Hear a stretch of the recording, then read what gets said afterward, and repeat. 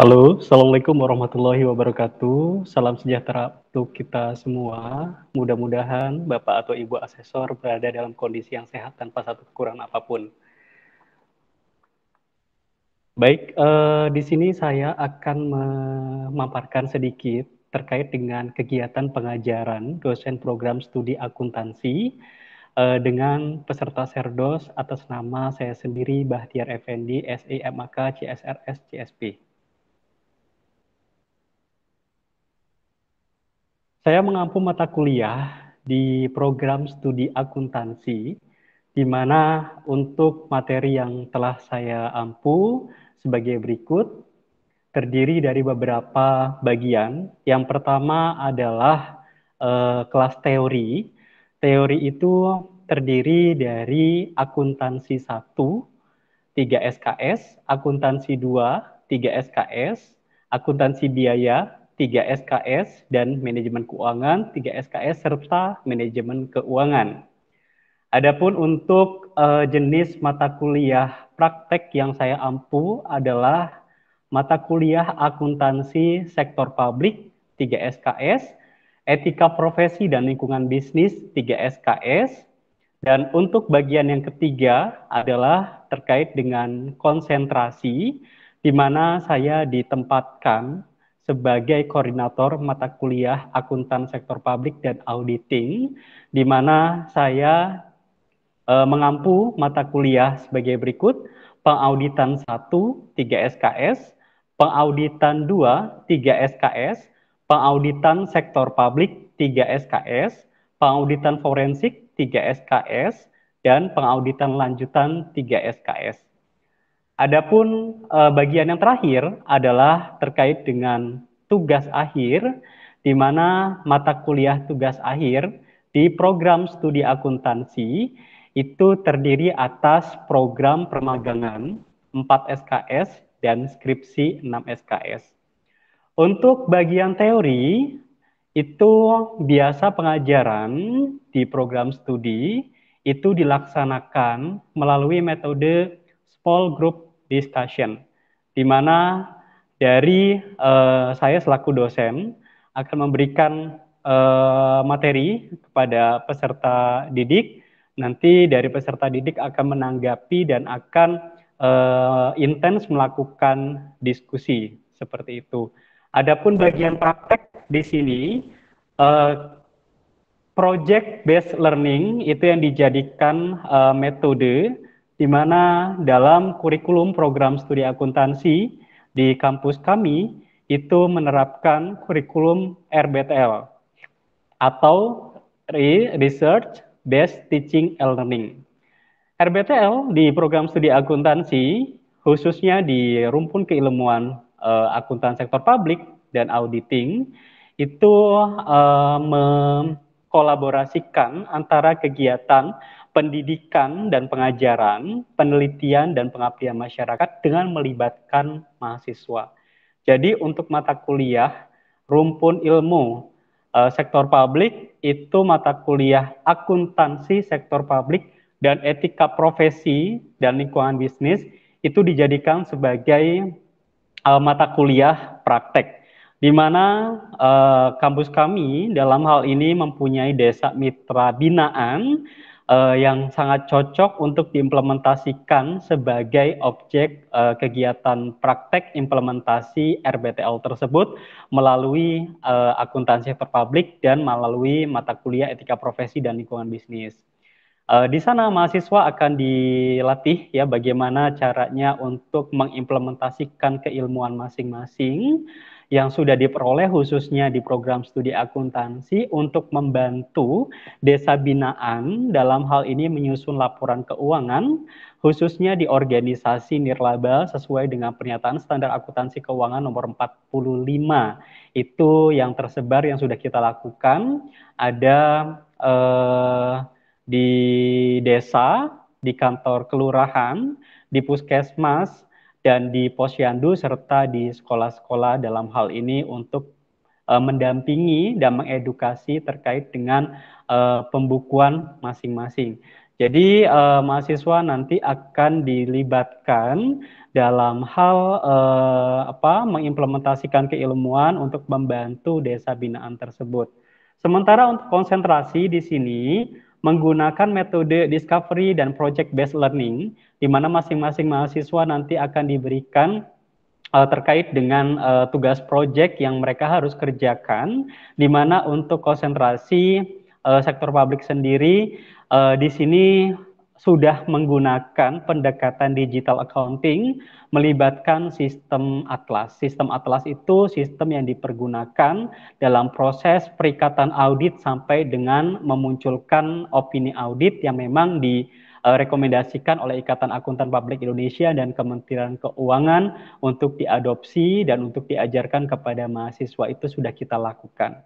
Nah, berikutnya untuk tugas akhir itu metode yang digunakan adalah problem based learning, di mana mahasiswa akan diberikan asistensi terkait dengan bagaimana penyusunan sistematika dan terkait dengan masalah-masalah yang dihadapi dalam penyusunan tugas akhir, baik itu laporan magang maupun laporan skripsi.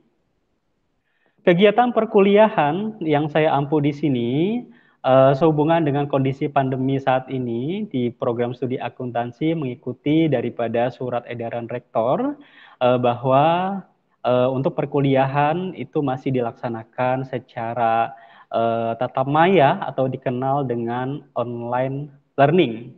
Online learning di sini digunakan dua metode, yaitu sinkronus dan asinkronus, seperti itu.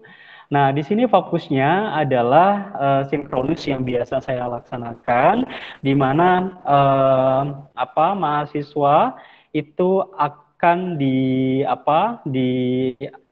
dimasukkan dalam Google Classroom. Dalam Google Classroom tersebut, saya selaku dosen pengampu akan memberikan tutorial terkait dengan video pembelajaran, terus juga terkait dengan RPS, terkait dengan silabus, dan terkait dengan kontrak perkuliahan yang mahasiswa harus cermati dan pelajari. Nah, setelah itu kita akan adakan perkuliahan tatap maya menggunakan platform. Dalam hal ini yang biasa saya lakukan itu menggunakan Zoom Meeting atau menggunakan Google Meet. Nah, setelah itu dari masing-masing materi setiap pertemuan akan diadakan suatu review di akhir terkait dengan tingkat pemahaman dari masing mahasiswa itu, baik berupa pertanyaan ataupun berupa case seperti itu. Nah, dalam hal mata kuliah yang sudah disampaikan tadi, Bapak Ibu Asesor, perlu saya sampaikan bahwa mata kuliah teori yang biasa saya berikan itu saya selaku dosen pengampu menyerahkan silabus dan rubrik penilaian kepada mahasiswa agar mahasiswa bisa mempelajari terkait dengan materi apa saja yang akan dipelajari selama satu semester dan terkait dengan bagaimana caranya masing-masing mata kuliah itu dinilai seperti itu. Berikutnya tatap maya dilaksanakan kurang lebih untuk kelas teori sekitar 90 menit. Biasanya menggunakan delivery ceramah langsung dari saya selaku tutor dan juga menempatkan mahasiswa juga selaku objek untuk menanggapi melalui metode small group discussion gitu ya. Jadi diskusi aktif juga kita adakan selama sesi perkuliahan tatap maya ini. Begitu ya. Terus juga ada metode yang kita gunakan selain small group discussion juga cooperative learning dan discovery learning terkait dengan beberapa kasus penugasan yang disampaikan. Berikutnya terkait dengan assessment atau penilaian itu biasanya dilaksanakan sekitar 60 menit. Itu meliputi dari poin keaktifan mahasiswa dalam hal pelaksanaan perkuliahan, terus juga penugasan kelompok. Dalam hal ini bisa dibagi beberapa kelompok kecil untuk menanggapi atau untuk menjawab daripada pertanyaan kasus yang disampaikan setiap pertemuannya. Dan di akhir nanti akan diberikan tugas individu atau tugas mandiri yang harus dikerjakan oleh mahasiswa dengan pengumpulan melalui menu penugasan di Google Classroom. Itu untuk mata kuliah teori, sedangkan untuk mata kuliah praktik itu saya selaku dosen penguji biasanya seperti biasa menghimpun mahasiswa dalam grup Google Classroom. Setelah itu diberikan juga terkait dengan silabus dan rubrik penilaian terkait dengan mata kuliah praktik tersebut. Terus dilakukan pendampingan atau pengarahan terkait dengan bagaimana mekanisme dalam menempuh mata kuliah praktek ini. Biasanya per pertemuan sekitar 30 menit sebelum mahasiswa terjun langsung ke lapangan atau sebelum mahasiswa melakukan pekerjaan proyek masing-masing, begitu sekitar 30 menit. Nah, untuk asistensi itu biasanya menggunakan metode project based learning seperti itu. Dan untuk mata kuliah praktek ini lebih ditekankan kepada proses penyelesaian proyek itu sendiri, di mana penilaian akan sekitar 120 menit untuk menilai daripada efektivitas dan kualitas proyek yang masing-masing dilakukan, yang masing-masing mahasiswa lakukan, ya, terkait dengan bagaimana caranya menginput laporan keuangan dalam sistem Atlas, atau dalam hal ini mahasiswa turun serta dalam mengembangkan desa binaan, seperti apa analisis dan seperti apa kontribusi yang bisa diberikan kepada desa binaan tersebut, seperti itu.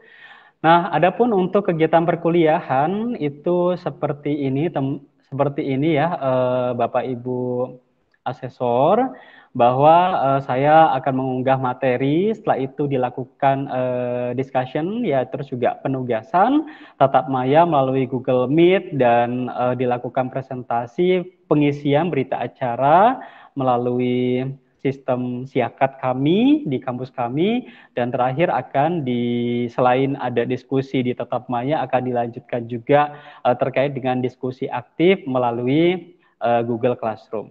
Seperti itu. Nah, berikutnya untuk penilaian perkuliahan di program studi akuntansi sendiri, mahasiswa akan dinilai dari 3 aspek, mengikuti dari kurikulum yang berlaku saat ini. Tugas 40%. Tugas 40% itu terdiri dari tugas individu sebesar 25%, selanjutnya tugas kelompok 40%, dan kuis itu 35%. Kenapa?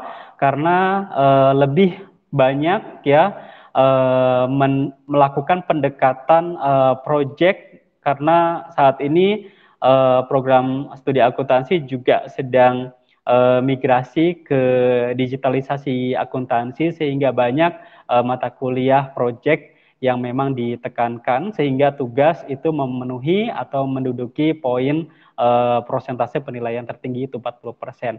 Selebihnya ujian tengah semester itu sebesar 30%, di mana ketentuannya saya selaku dosen pengampu nanti akan memberikan soal terkait dengan materi yang sudah disampaikan dari awal sampai dengan akhir, ya, sesuai dengan materi masing-masing perkuliahan itu melalui Google Classroom. Setelah itu mahasiswa akan mengerjakan sesuai dengan due date atau tenggat waktu yang sudah ditetapkan.